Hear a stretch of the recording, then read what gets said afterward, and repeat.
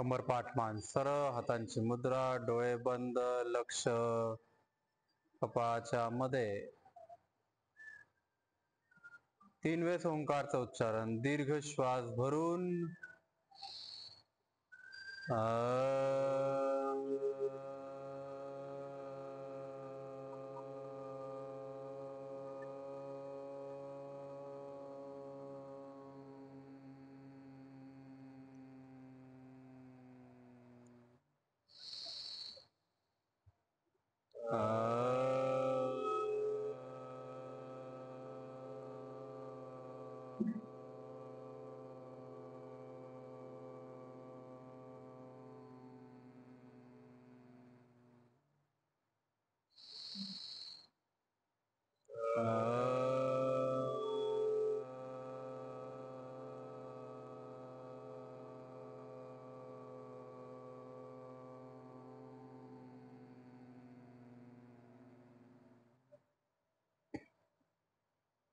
ओम कृष्णाय वासुदेवाय हरये परमात्मने प्रणतः क्लेशनाशाय गोविंदाय नमो नमः.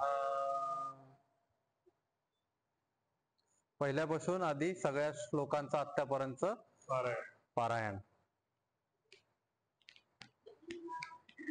स्टार्ट. ओम श्री परमात्मने नमः. अथ श्रीमद्भगवद्गीता अथ प्रथमोऽध्यायः. राष्ट्र उवाच धर्मक्षेत्रे कुरुक्षेत्रे समवेतायुयुत्सवः मामकाः पाण्डवाश्चैव किमकुर्वत संजय. संजय उवाच दृष्ट्वा तु पाण्डवानीकं व्यूढं दुर्योधनस्तदा आचार्यमुपसंगम्य राजा वचनमब्रवीत्. तां पाण्डुपुत्राणामाचार्यमहतीं चमूं व्यूढां द्रुपदपुत्रेण तव शिष्येन धीमता. अत्र शूरा महेश्वासा भीमार्जुन समायुधि युयुधानो विराटश्च द्रुपदश्च महारथः धृष्टकेतुश्चैकितानः काशीराजश्च वीर्यवान् पुरोजित् कुन्तिभोजश्च शैवश्च नरपुङ्गवः युधामन्युश्च विक्रान्त उत्तमौजाश्च वीर्यवान् सौभद्रो द्रौपदेयाश्च सर्व एव महारथाः अस्माकं तु विशिष्टा ये तान्निबोध द्विजोत्तम. नायका मम सैन्यस्य सञ्जार्थं तान् ब्रवीमि ते. भवान् भीष्मश्च कर्णश्च कृपश्च समितिञ्जयः अश्वत्थामा विकर्णश्च सौमदत्तिस्तथैव च अन्ये च बहवः शूरा मदर्थे त्यक्तजीविताः नानाशस्त्रप्रहरणाः सर्वे युद्धविशारदाः अपर्याप्तं तदस्माकं बलं भीष्माभिरक्षितम् पर्याप्तं द्विदमेतेषां बलं भीमाभिरक्षितम् अनयेषु च सर्वेषु यथा भागमवस्थिताः भीष्ममेवाभिरक्षन्तु भवन्तः सर्व एव हि. तस्य सञ्जनयन् हर्षं कुरु वृद्धः पितामहः सिंहनादं विनद्योच्चैः शङ्खं दद्मौ प्रतापवान्. ततः शङ्खाश्च वैर्यश्च पणवाणकगोमुखाः सहसैवाभिहन्यन्ते भवत्. ततः श्वेतैर्हयैर्युक्ते महति स्यन्दने स्तौ माधवः पाण्डवश्चैव दिव्यौ शङ्खौ प्रदद्मतु. पुढचा श्लोक. पाञ्चजन्यं हृषीकेशो देवदत्तं धनञ्जयः पौण्ड्रं दध्मौ महाशङ्खं भीमकर्मावृकोदरः. पांचजन्यम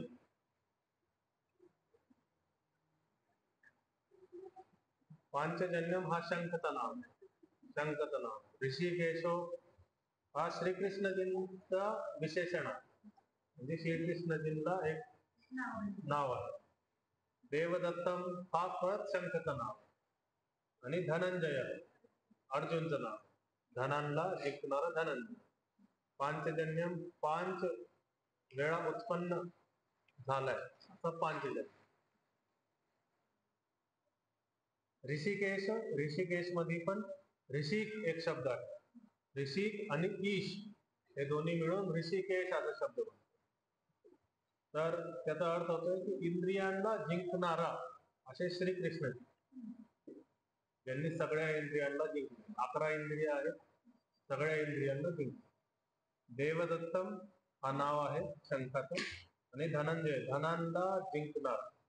धन, धन फक्त पैसा नाहीये, ऐश्वर्य, जो क्षत्रिय ऐश्वर्य आहे अर्जुनाजवळ, तो धन.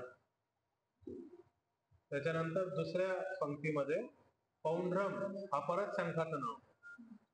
पौंड्रम दधमौ, दधमौ म्हणजे वाजवण. महाशंखम, महाशंख म्हणजे आता याचा पौंड्रमचा विशेषण आहे महाशंख. सगळ्यात मोठा शंख ज्याच्याजवळ आहे तो भीम आहे. भीमाजवळ सगळ्यात मोठा शंख आहे महाशंख. भीमकर्मा, ज्याचे भीषण कर्म आहे, खूप मोठे मोठे कर्म, म्हणजे भीम सगळ्यात जास्त उचलू शकतो, सगळ्यात जास्त त्याच्यामध्ये ताकद आहे, बल आहे, त्याच्यामुळे भीमकर्मा, भीमचं नावच सगळ्यात जास्त करणार. कर्म म्हणजे कर्म कर. वृकोदर, वृक सारखं उदर आहे त्यांचं, भीमाचं. उच्चारण करूया. पांचजन्यम ऋषिकेशो, पांचजन्यम ऋषिकेशो, देवदत्तं धनंजयः, देवदत्तं धनंजयः, पौंड्रं दद्मौ महाशंखं, पौंड्रौ दद्मं महाशंखं, भीमकर्मा वृकोदरः. भीमकर्मा वृकोदरः. त्याच्यामध्ये बघा पांचजन्यम मध्ये कर्म आहे आणि वाजवणारा ऋषिकेश आहे. ठीक आहे. कर्म म्हणजे जो करतोय, म्हणजे जसं मी वाचतोय तर मी पुस्तक वाचतोय, पुस्तक कर्म झालं. ठीक आहे, मी पुस्तकला वाचतोय तर पुस्तक कर्म झालं. असं श्रीकृष्ण शंखाला वाजवते, तर इथं पांचजन्यम हा कर्म बनला, श्रीकृष्ण हा कर्ता बनला. म्हणजे जे वाजवतोय, जो वाजवतोय तो कर्ता, ज्याला वाजवतोय तो कर्म, आणि वाजवणं क्रिया. असं देवदत्तम ही पण कर्म आहे, म्हणजे ज्याला वाजवतोय. धनंजय कर्ता आहे, जो वाजवतो, आणि क्रिया ती क्रिया खालच्या लाईन मध्ये दत्मो क्रिया दिलेली आहे. ठीक आहे. असंच पौंड्रम पण कर्म आहे, आणि महाशंखम त्याचाच विशेषण आहे, तो कर्मचा विशेषण. भीमकर्म हा भीम आहे, भीमाचं विशेषण आहे. रिकोदर पण भीमाचं विशेषण. सोबत पांचजन्यम ऋषिकेशो, देवदत्तं धनंजयः, पौंड्रं दद्मौ महाशंखः, भीमकर्मा वृकोदरः. पांचजन्यं ऋषिकेशो, देवदत्तं धनंजयः, पौंड्रं दद्मौ महाशंखं, भीमकर्मा वृकोदरः. आता हे 4 श्लोक, ह्याच्या आधीचे पण शंख वाजवणारेच होते, तर हे 4 श्लोक सगळे, ह्याच्या आधीचा पण एक, म्हणजे हे 5 श्लोक हे पांडवांच्या ह्याच्यात, पांडवांच्या सेनामध्ये शंख वाजवणाऱ्यांची संख्या आहे. जे त्यांचे सगळे सेनापती आधी जे दाखवले होते ते सगळे आता ह्याच्यात शंख वाजवणार आहेत. हे शंखांचे 4 श्लोक आहेत. तर आज आपण 4 श्लोक, 3च्या ऐवजी 4 श्लोक. अनंत विजयम राजा कुंतीपुत्रो युधिष्ठिरः, नकुलः सह देवश्च सुघोष मणिपुष्पकौ. हे बघा, पहिल्या श्लोक मध्ये श्रीकृष्ण, अर्जुन आणि भीम ह्या तिघांचा आला, 2 पांडव आले आणि श्रीकृष्णजी आले. आता ह्याच्यामध्ये तिन्ही पांडव आले, राहिलेले तिन्ही पांडव. अनंत विजयम, अनंत म्हणजे ज्याचा अंत होऊ शकत नाही, विजय, अनंत विजय आहे ज्या शंखाची, असं. तर इथं बहुव्रीही समास आपण म्हणतो, समासामधली एक कॅटेगरी बहुव्रीही समास. अनंत म्हणजे ज्यांचा अंत होऊ शकत नाही, विजय, ज्याची अनंत विजयपर्यंत तो शंख चालणारा, असं राजा युधिष्ठिर, कुंतीपुत्र युधिष्ठिर राजा असं वाजवतो. राजा, कुंतीपुत्र आणि युधिष्ठिर हा कर्ता आहे, अनंत विजयम हा कर्म. नकुलः आणि सहदेव. सहदेवश्च, जिथं श येतोय तिथं विसर्ग होता, तिथं श म्हणतात. आणि च और अर्थ मध्ये येतो, अजून, अजून अर्थ. तर संस्कृत मध्ये अशी रीती आहे की और, जसं आपण राहुल और विशाल मध्ये लावतो ना, और मध्ये लावतो ना, तर संस्कृत मध्ये अशी रीती आहे की और नंतर, च नंतर लावतो. त्याच्याने अर्थपूर्ण म्हणजे आपल्याला कळून जातो की नकुल आणि सहदेव. तर आणि आपण शब्द मध्ये लावतोय मराठी आणि हिंदी मध्ये, पण संस्कृत मध्ये आपण नंतर. कधी कधी असं होतं की श्लोक पूर्तीसाठी च उच्चारण त्या त्या अक्षरासोबतच केलं जातं. म्हणजे नकुलश्च, सहदेवश्च असं पण कधी कधी म्हटलं जातं. जास्त करून अनुवाद करताना च नेहमी पाठीमागला दुसऱ्या शब्दाच्या नंतर. सुघोष मणिपुष्पको, सुघोष वाजवला कुणी? नकुल. आणि मणिपुष्पको, मणिपुष्पक वाजवला कोणी? सहदेव. हा क्रमशः वाजवला. तर सुघोष मणिपुष्पको हे द्वितीय विभक्ती म्हणजे कर्म मध्ये द्विवचन आहे. कारण की नकुल आणि सहदेव हे दोघ जण आहेत आणि दोघा जणांचे शंख एकत्र घ्यायचे. तर छंद पूर्ती करण्यासाठी हे दोन्ही जर वेगळे वेगळे शब्द टाकले असते तर छंद वेगळा झाला, म्हणजे छंद तुटला. जसं आधी मी दाखवलं होतं की छंद तुटलाय, नाना शस्त्र प्रहरणा, तिथं छंद तुटला. तर सुघोष आणि मणिपुष्पक हा छंद पूर्ती करण्यासाठी त्यांनी नकुल आणि सहदेवाला, नकुल आणि सहदेवाच्या शंखांना त्यांनी द्विवचनची ह्याच्यामध्ये करून टाकलं. नाहीतर वेगळं वेगळं पण म्हणले असते की नकुल सुघोष वाजवतो आणि सहदेव मणिपुष्पक वाजवतो. पण ती एक श्लोक मध्ये पण एक चांगली लय बसून द्या, छंद मध्ये एक चांगली लय बसण्यासाठी आणि चांगला श्लोक वाटण्यासाठी आपण म्हणजे वेगवेगळ्याची असं रचना करतो. उच्चारण घेऊयात. अनंत विजयम राजा, अनंत विजयम राजा, कुंतीपुत्रो युधिष्ठिरः, कुंतीपुत्रो युधिष्ठिरः. कुंतीपुत्रो, कुंतीपुत्रो, इकार छोटा केला आपण, करायचं नाही, ठीक आहे.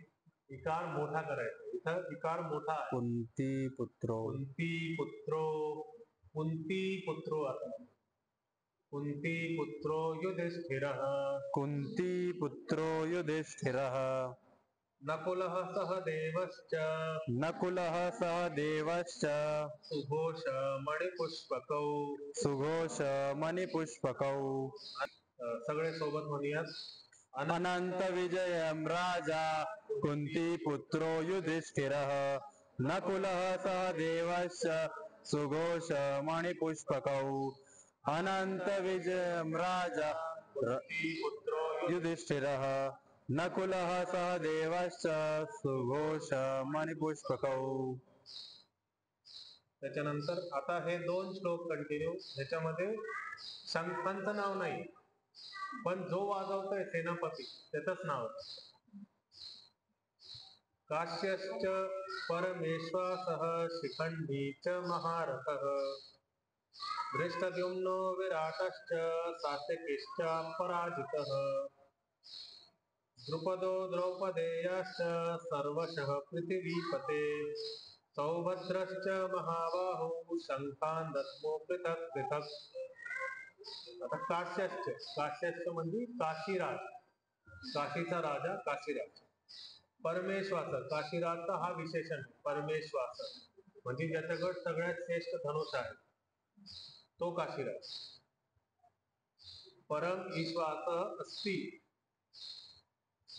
यस्य, असं हे पण बहुव्रीही समासामधला एक प्रकार. शिखंडीच्या महारथ, शिखंडी राजा तो महारथ होता, खूप महान रथांवाला होता किंवा खूप मोठी सेना होती त्याच्याकडे. धृष्टद्युम्नो, धृष्टद्युम्नोची कहाणी आपण ऐकलेलीच आहे. विराटश्च धृष्टद्युम्नो, धृष्टद्युम्नः असा शब्द आहे, पण वि नंतर आहे, विसर्गच्या नंतर विराट वि शब्द येतो, तर वच्या योग मध्ये विसर्गला सूत्र लागून ओकार बनून देतात. ठीक आहे, तर धृष्टद्युम्नो असं उच्चारण करायचं. विराटश्च. सात्यकीश्च पराजितः, सात्यकी काय अपराजित आहे, कुणापासून पण हरू शकत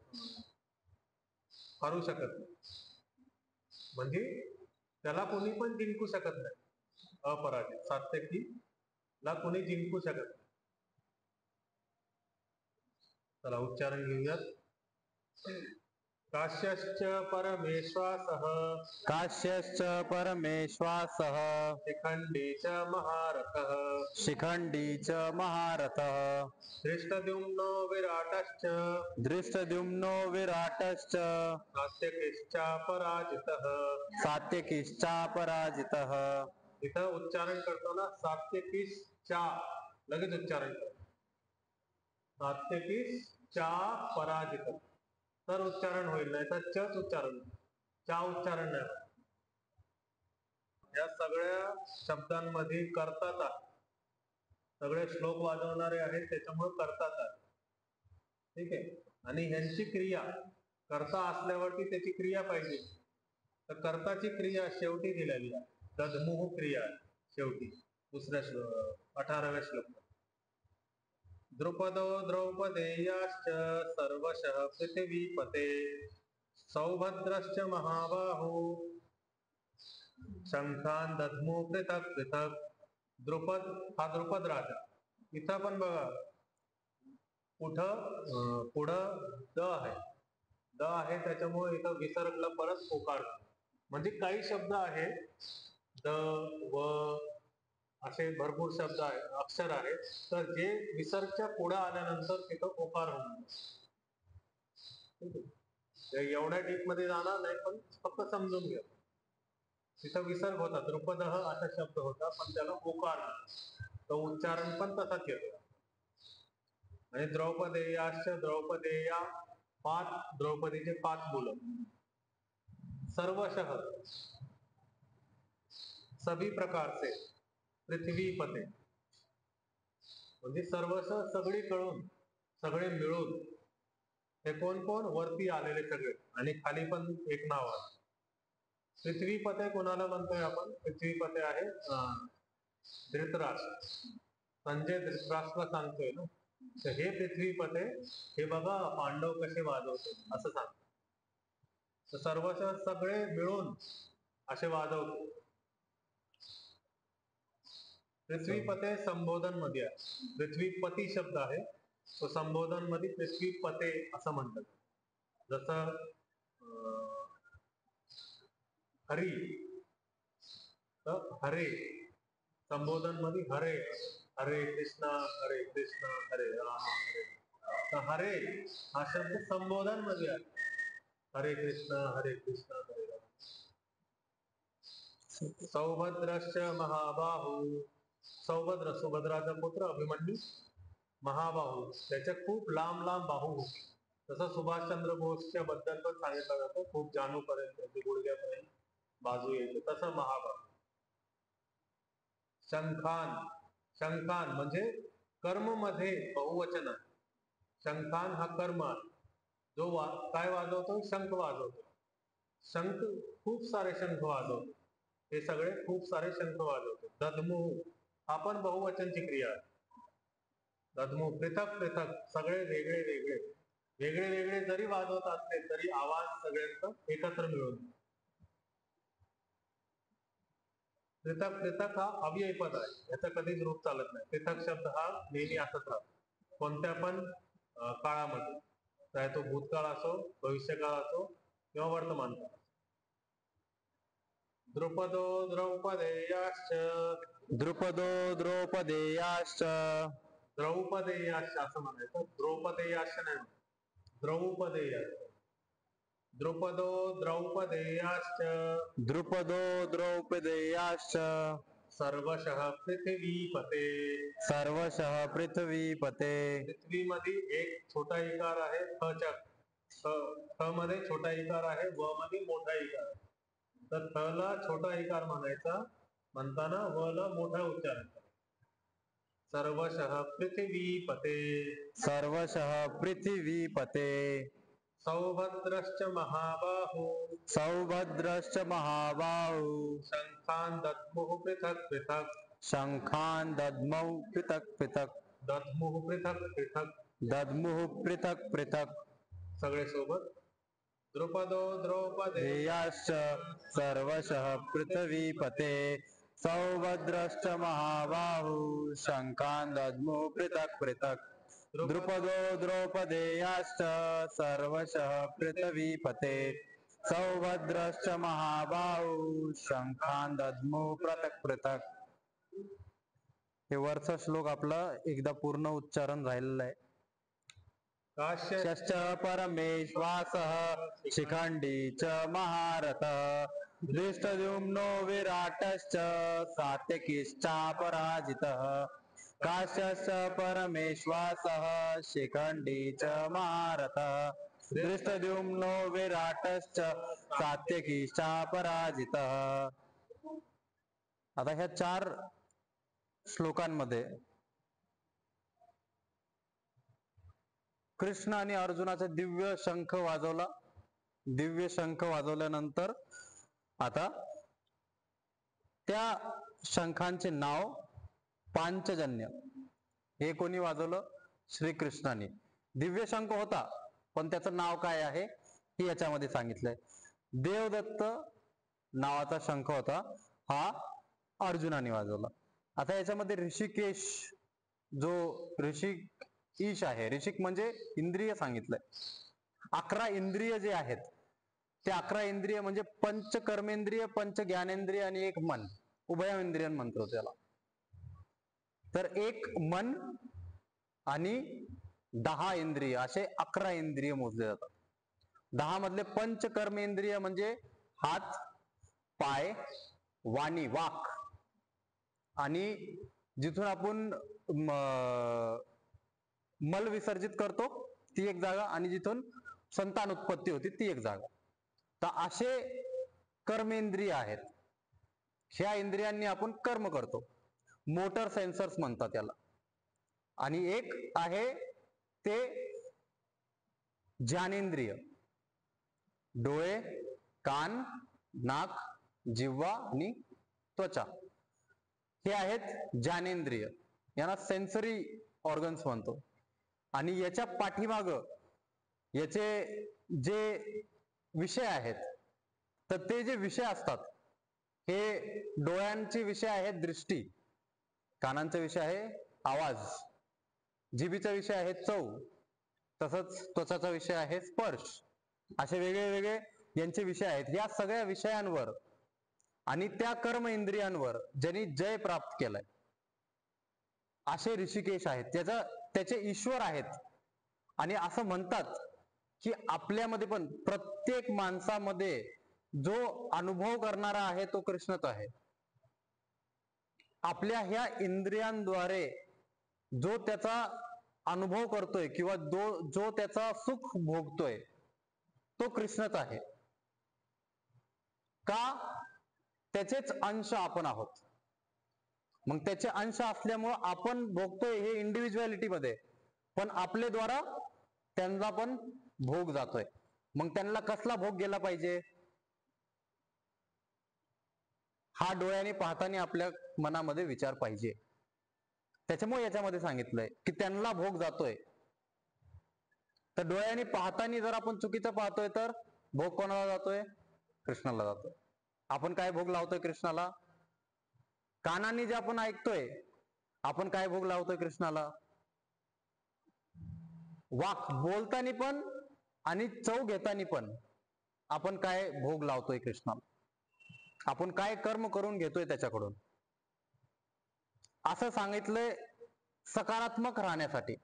जास्त करून आपण सकारात्मक राहावा त्याच्यासाठी असं सांगितलंय की जो आतमध्ये अनुभव करणारा आहे तो ईश आहे. ऋषिक ईश यांचा सगळ्यांचा ईश आहे. ईश म्हणजे यांच्या सगळ्यांच्या वर त्याचा अधिकार आहे. ठीक आहे. देवदत्तम धनंजय. धनंजय अर्जुन ला सांगितलंय ज्याचं संपत्ती, जसं त्या काळामध्ये संपत्ती म्हणजे फक्त सोनं किंवा किती मात्रामध्ये तुमच्याकडं सुवर्ण किंवा वेगळ्या वेगळ्या, जसं आजच्या काळात आहे पैसा, तसं नाही. त्या काळामध्ये हत्ती, घोडे, जमीन, शेती, किती राज्य आहेत तुमच्या अंडर, हे सगळं असायचं धन म्हणजे हा पंचतन. जे विषयाचा विषय होता तो जो विषय असतो ते पंचतन्मात्रा म्हणतो त्यांना. ते पंचतन्मात्रा असतात. ते तन्मात्रा म्हणजे विषय असतात वेगळे वेगळे, जे आपण सांगितलं की दृष्टी विषय आहे, साऊंड हा विषय आहे, टेस्ट हा विषय आहे, स्पर्श हा विषय आहे. त्यांना पंचतन्मात्रा म्हणतो.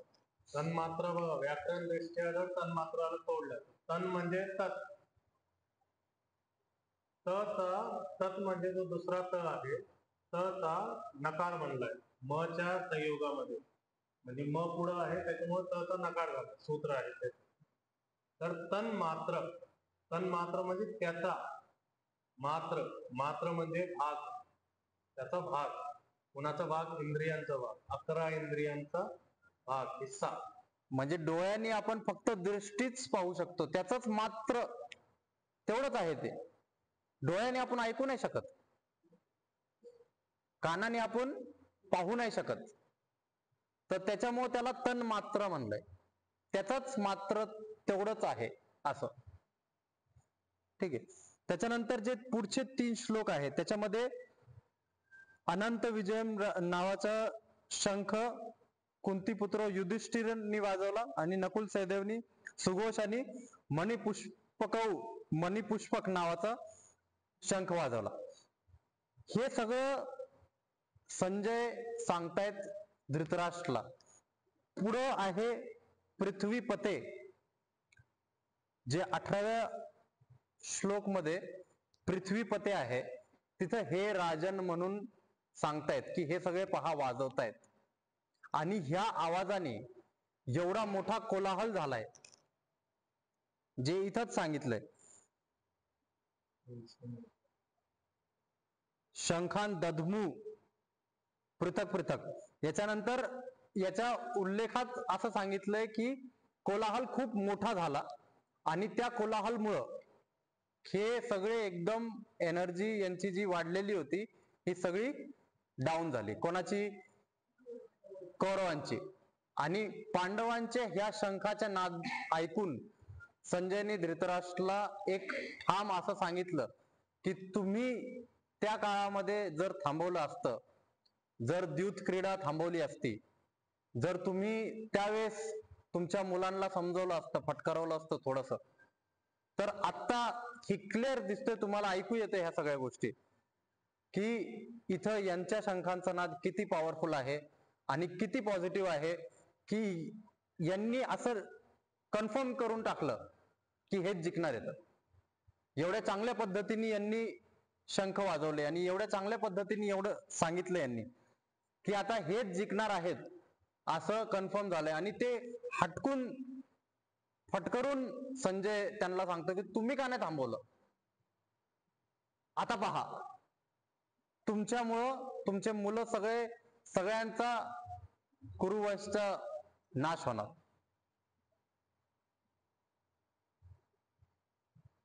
तर हे एकदम असे श्लोक येतात ज्याच्यामध्ये अर्थ काढण्यासारखं किंवा खूप जास्त व्याख्या करण्यासारखं काही नाहीये. तरी तुम्हाला जर याच्यामध्ये काही प्रश्न असतील तर विचारा.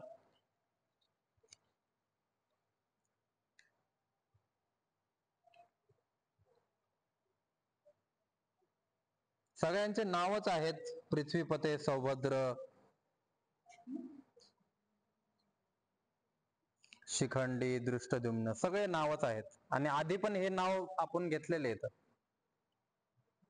आता पृथ्वीपते, पृथ्वीचा पती म्हणजे पृथ्वीवरती ज्याचा कब्जा आहे, पृथ्वीवरती पूर्ण राज्य आहे, तर महाभारतामध्ये धृतराष्ट्रला म्हणण्यासाठी पृथ्वीपती की तुम्ही पृथ्वीवरती राज करणार आहे असं म्हटलं. 19 आणि 20 श्लोक मध्ये हेच आहे की इन विभिन्न शंखों की ध्वनी कोलाहल. हा इथं पुढे सांगितलंय की धृतराष्ट्र के पुत्रों के हृदय को विदीर्ण करने लगा. म्हणजे धृतराष्ट्रचे पुत्रांची जी त्यांचं कॉन्फिडन्स वाढलेलं होतं ते यांच्या शंख ऐकल्याने डाऊन झालं. ज्यावेळेस समोरच्या माणसाचं नॉलेज म्हणा किंवा त्याची दिव्य शक्ती म्हणा किंवा त्याचा अनुभव म्हणा किंवा त्या माणसाचा राग पण म्हणा, तो ज्यावेळेस आपल्यापेक्षा जास्त असतो त्यावेळेस हळूहळू आपला कॉन्फिडन्स डाऊन व्हायला लागतो. सुरुवातीला नसतो. जवळ आपण समोरच्याला ऐकलं नाही, जवळ आपण समोरच्याला पाहिलं नाहीये, कधी कधी आपल्याला वाटतं हा असाच काहीतरी असणार आहे, असाच कोणतरी असेल हा. पण नंतर ज्यावेळेस तो समोर येतो त्यावेळेस आपलं थोडंसं कॉन्फिडन्स डाऊन होतो. त्याला पाहून त्यांनी कपडे कसे घातलेत, त्याचा लुक कसा आहे, हे सगळ्या गोष्टी पाहून आपला एक तर कॉन्फिडन्स आधी डाऊन होतो किंवा अप होतो. जर चांगले कपडे घातले असेल तर मग आपला कॉन्फिडन्स डाऊन होतो.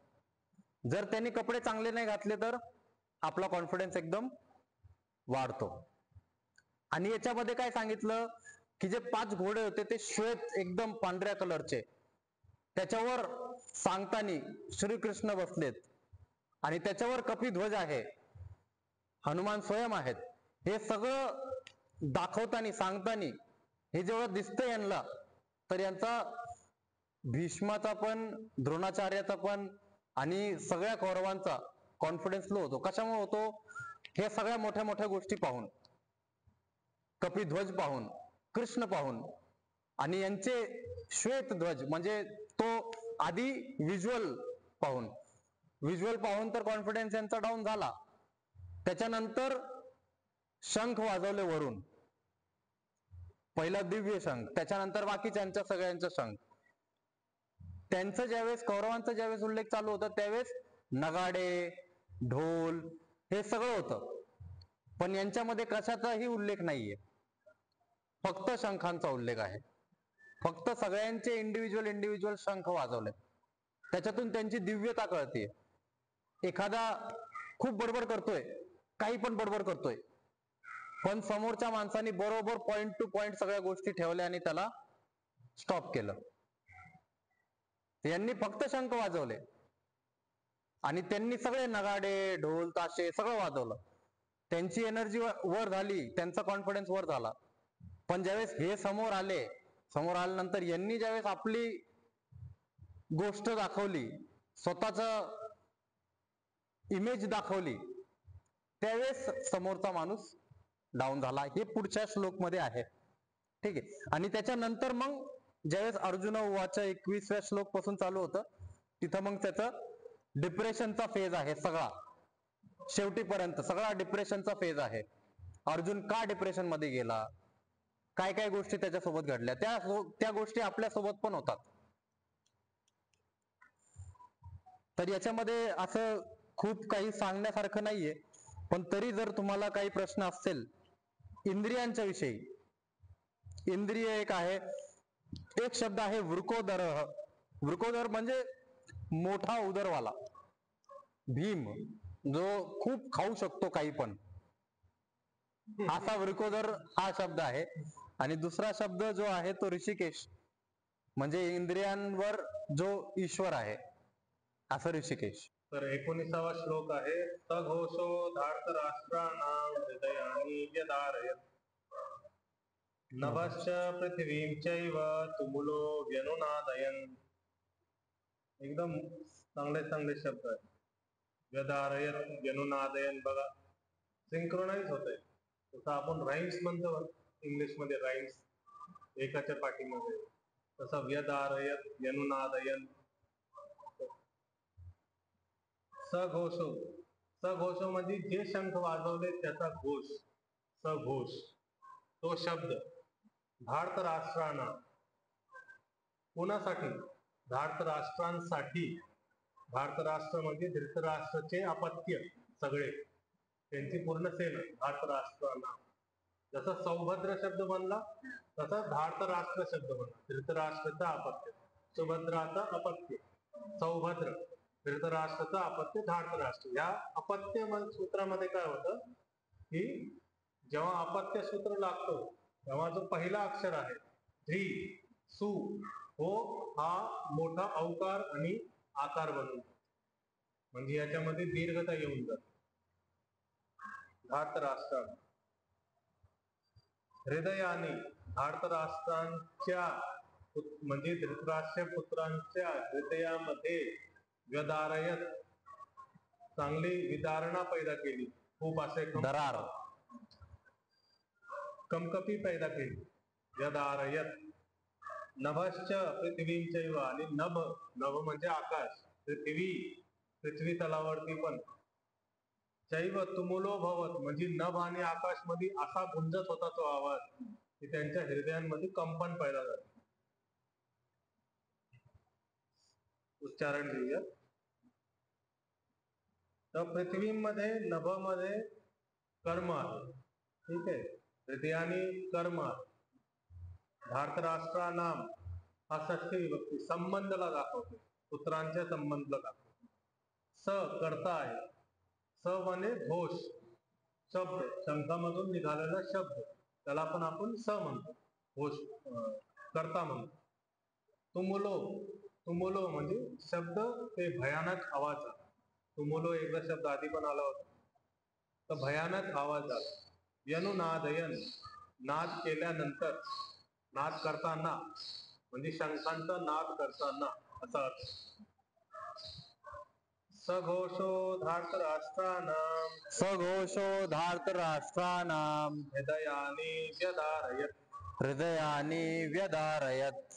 आता चुकीचं उच्चारण केला मुद्दाम म्हणजे मीच केलं. तर हृदयाने मध्ये छोटा विकार आहे, त्याला छोटाच म्हणायचं. हृदयानि व्यदारयत लगेच म्हणायचं. हृदयानि व्यदारयत, हृदयानि व्यदारयत, हृदयानि व्यदारयत. सघोषो धार्तराष्ट्राणां, सघोषो धार्तराष्ट्राणां हृदयानि व्यदारयत, हृदयानि व्यदारयत. आता पॉज नाही द्यायचा, फ्लो मध्ये म्हणायचं. पॉज कशासाठी दिला, तुम्हाला शिकण्यासाठी, ठीक आहे, फ्लो मध्ये म्हणायचं. सघोषो धार्तराष्ट्राणां, सघोषो धार्तराष्ट्राणां हृदयानि व्यदारयत, हृदयानि व्यदारयत. नभश्च पृथिवीं चैव, नभश्च पृथिवीं चैव तुमुलो व्यनुनादयन्, तुमुलो व्यनुनादयन्. तर तुमुलो, आता तुमुलो मध्ये ओकार आलाय, तो ओकारचा पहिला दीर्घ उच्चारण आहे, ठीक आहे. ओकारला दीर्घ करण्याची गरज नाही. ओ आणि औ हे दोन्ही पण दीर्घ आहेत पहिल्यापासून, तर त्यांना दीर्घ मध्येच घेऊन टाकायचं आणि त्याला थोडस उच्चारण मोठा करायचा. आता हृदयानी हा एक शब्द संपतोय, पण ह्याला मोठा करू शकत नाही आपण, कारण की छोटा उच्चार. पण जसं आपण आधी सांगितलं होतं की जर पुढे संयोग असेल, संयोग मध्ये दोन अक्षरांचा एकत्रीकरण व आणि य, तर मी आपण मोठा म्हणू शकतो. तर जरी छोटा इकार असला तरी आपण त्याला मोठा म्हणायचं. आता मी मुद्दामून हे दोन्हीकडून तुम्हाला फसवले, पहिले छोटा पण करून घेतला, मग नंतर मोठा पण करून घेतला. तर हृदयानि व्यदारयत असं म्हणू शकतो, कारण की संयोगे गुरु असं सूत्र असताना हा इकार मोठा उच्चारण करायला पाहिजे. सघोषो धार्तराष्ट्राणां, सघोषो धार्तराष्ट्राणां हृदयानि व्यदारयत, हृदयानि व्यदारयत. म्हणताना मग लय बसतोय प्रॉपर. जेव्हा असं म्हणतोय हृदयानि व्यदारयत, तेव्हा लय पण बसतोय, नाही तर हृदयानि व्यदारयत असं लय नाही बसत. नभश्च पृथिवीं चैव, नभश्च पृथिवीं चैव तुमुलो व्यनुनादयन्, तुमुलो व्यनुनादयन्. सगळे सोबत म्हणा. सघोषो धार्तराष्ट्राणां हृदयानि व्यदारयत, नभश्च पृथिवीं चैव तुमुलो व्यनुनादयन्. सघोषो धार्तराष्ट्राणां हृदयानि व्यदारयत, नभश्च पृथ्वीं चैव तुमुलो व्यनुनादयन्। अथ व्यवस्थितान् दृष्ट्वा धार्तराष्ट्रान् कपिध्वज हनुमानाचा ध्वज प्रवृत्ते शस्त्र संपाते धनुरुद्यम्य पांडवः. आता अथ अथ इथून नवा चॅप्टर सुरू होतो. जसं अथ प्रथमोध्याय, अथ श्रीमद भगवद्गीता. अथ दोन अर्थासाठी म्हणजे 2-3 अर्थासाठी येतो. एक तर मंगल कामनासाठी, जेव्हा चॅप्टरच्या सुरुवातीमध्ये अथ शब्द जुळतो मंगल कामना आणि सुरुवात करण्यासाठी 2 अर्थ. परत आता इथं अथा शब्द जोडलाय तर अथा शब्द हा चॅप्टर संपला, शंख वाजवण्याचा चॅप्टर संपला. शंख वाजवल्यानंतर आता अर्जुनांमध्ये काय प्रक्रिया होणार आहे, त्याच्या विषाद योग कसा सुरू होणार आहे त्याच्याबद्दल माहिती सांगायसाठी अथा शब्द वापर. श्लोक पण कसा घडला जातो. म्हणजे जर आपल्याला संस्कृत व्याकरण चांगलं माहित असेल तर फक्त श्लोकावरून आपण अर्थ काढू शकतो आणि पूर्ण गीता श्लोकावरूनच समजू शकतो. व्याख्याची गरजच नाही, कोणताही पुस्तक बघण्याची गरज नाही. जसं अथा शब्द मी सांगितलं की 3-4 अर्थामध्ये येतो. सुरुवात करण्यासाठी, मंगल कामनासाठी आणि नवीन त्याच्यानंतर एक पुढचा चॅप्टर सुरुवात करतो. अथ व्यवस्थितान दृष्ट्वा, आता सगळे व्यवस्थित झाले आहेत. व्यवस्थितान कोण व्यवस्थित झाले? कौरव आणि पांडव दोघं पण व्यवस्थित झाले. कसे? शंख वाजवून घोषणा केली त्यांनी, अभि हम युद्ध केले तयार. कौरवांनी पण त्यांचे शंख वाजून घोषणा केली, नगाडे वाजून घोषणा केली. यांनी पण घोषणा केली की तुम्ही तयार आहे का, आपण पण तयार. धार्तराष्ट्रान कपिध्वज. कपिध्वज, कपी म्हणजे हनुमानजींचा ध्वज. कुणावरती आहे? अर्जुनाच्या रथावरती कपिध्वज. व्यवस्थितान दृष्ट्वा धार्तराष्ट्रान कपिध्वज, हे दोन्ही पण धार्तराष्ट्रान म्हणजे धृतराष्ट्राचे पुत्र, कपिध्वज म्हणजे श्रीकृष्ण अर्जुनाला बघून. प्रवृत्ते शस्त्र संपाते धनुरुद्यम्य पांडव. प्रवृत्ते म्हणजे प्रवृत्त झालेले आहे. शस्त्र संपाते शस्त्र सोबत घेऊन, धनुरुद्यम्य आणि धनुष्यबाण घेऊन. शस्त्र म्हणजे वेगळे वेगळे प्रकारचे शस्त्र, तलवारी वगैरे, आणि धनुष्यबाण जे सगळ्यांजवळ होते, अर्जुनाचं मुख्य शस्त्र आहे. धनुरुद्यम्य, उद्यम्य म्हणजे आता लढण्यासाठी, उद्यम्य लढण्यासाठी. पांडव, पांडव कोण? अर्जुन. अर्जुन तयार झाला. इथं पांडव मध्ये प्रथम विभक्ती आहे. धनुरुद्यम्य, उद्यम्य ही एक क्रिया, म्हणजे ज्याला आपण जसं देख कर, सुनकर, तसं उद्यम्य पुरुषार्थ कर, ग्रहण करके असं अर्थ. धनुष ग्रहण करके, धनुष उठा करके. शस्त्र संपाते आणि प्रवृत्ते शस्त्र संपाते. शस्त्र प्रवृत्ते सप्तमी विभक्ती आहे, आधार. शस्त्रांना प्रवृत्ती सोबत घेऊन. अथ व्यवस्थितान दृष्ट्वा, अथ व्यवस्थितान दृष्ट्वा धार्तराष्ट्रान कपिध्वजः, धार्तराष्ट्रान कपिध्वजः प्रवृत्ते शस्त्र संपाते, प्रवृत्ते शस्त्र संपाते धनुरुद्यम्य पांडवः, धनुरुद्यम्य पांडवः.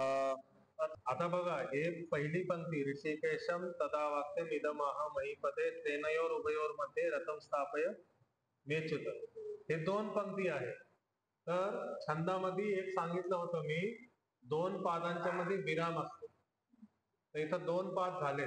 म्हणजे पहिल्या 2 पादांमध्ये छोटा विराम असतो, त्याच्यानंतर दुसऱ्या 2 पादांमध्ये विराम असतो, आणि 2 पाद झाल्यानंतर, पहिला दुसरा पाद झाल्यानंतर थोडा एक मोठा विराम असतो जिथं आपल्याला तोडवलं. पण पहिले काळात काय व्हायचं की संहितामध्ये श्लोक लिहिले जायचे. तर ही जी पहिली लाईन आपण लावतोय, जसं ऋषिकेशम तदा वाक्यम इदमाह महीपते, एक दंडी लावली, त्याच्यानंतर पुढची लाईन म्हणता येईल, आणि तो एक सारखा दिसतो. म्हणजे तो एक लाईन मध्ये काही गॅप नाही, फक्त म्हणताना आपण गॅप करतो. तर पहिले संहिता करताना गॅप नव्हते करायचे, पूर्ण श्लोक लिहायचे. 8 चौक 32 अक्षरांचा पूर्ण श्लोक लिहायचे आणि मग एक दंडी मारायची. अशी पूर्ण संहिता चालायची. पण आता ते एवढा अभ्यास आपला तुटून गेलाय की आपल्याला सगळे एक एक शब्द समजून सांगावं लागत. ठीक आहे. तर इथं श्लोक त्यांनी केला, पण कुणाचा वाक्य आहे, संजयनी म्हणलाय, त्याच्यानंतर हा अर्जुनाने म्हणलाय, तो फक्त डिस्ट्रीब्यूट केला. श्लोक तर हा एकच आहे. जे भजन आहे, जे जप आहे, त्याच्यामध्ये 2-2 वेळेस उच्चारण होतोय. हरे कृष्णा कृष्णा कृष्णा हरे हरे झाल्यानंतर परत एकदा हरे कृष्णा कृष्णा कृष्णा हरे हरे, परत या दोन्ही गोष्टी रिपीट होत आहेत. आणि मग हरे राम राम राम हरे हरे, म्हणजे असं आपल्याला 4 वेळेस पंक्त्यांचा उच्चारण करायचं. म्हणजे ठीक आहे, तर आपला पण आपल्या तोंडातून ते शब्द ज्यावेळेस निघतील त्यावेळेस आपल्याला पण त्या गोष्टीची मज्जा येईल. त्याच्यामुळे आपण हे समजणं गरजेचं होतं. ठीक आहे.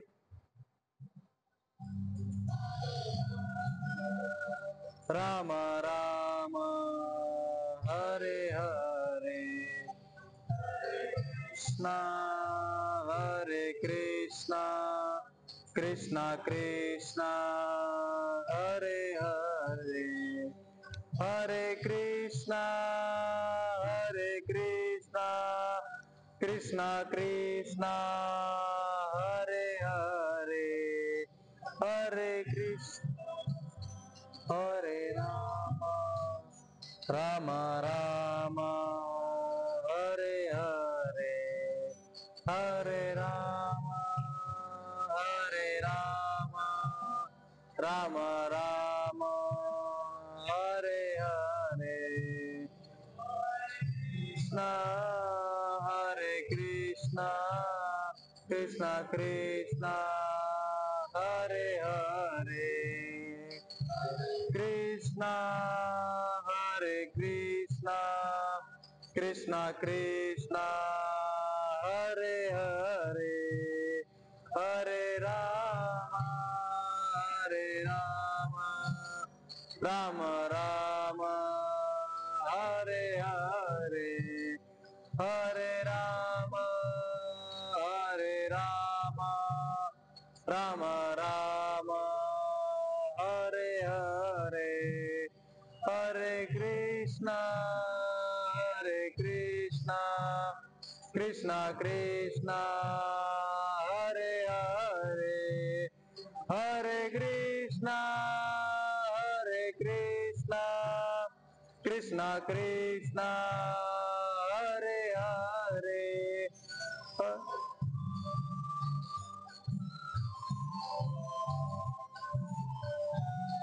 आता टाळ्या वाजून करू आपण.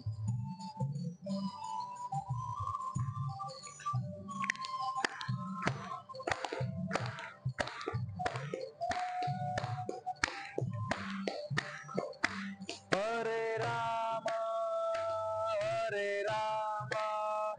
राम राम हरे हरे हरे राम राम राम हरे हरे हरे कृष्णा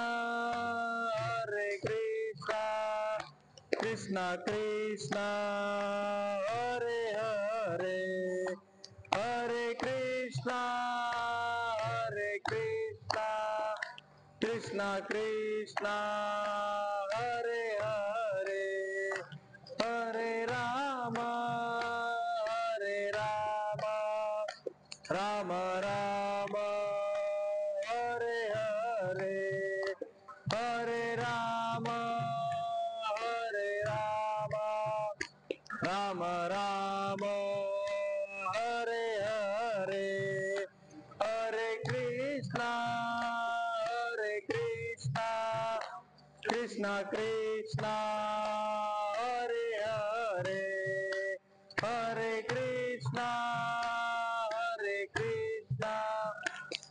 कृष्णा कृष्णा हरे हरे राम हरे राम राम राम हरे हरे हरे राम राम राम हरे हरे हरे कृष्णा कृष्णा कृष्णा हरे हरे हरे कृष्णा हरे कृष्णा हरे हरे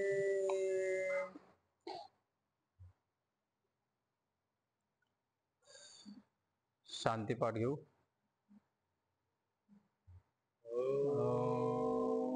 देव शांति अंतरिक्षगम शांति पृथ्वी शांति आपः शांति औषधयः शांति वनस्पतयः शांति विश्वे देवा शांति ब्रह्म शांति सर्व शांति शांतिरेव शांति सामा शांतिरेधि.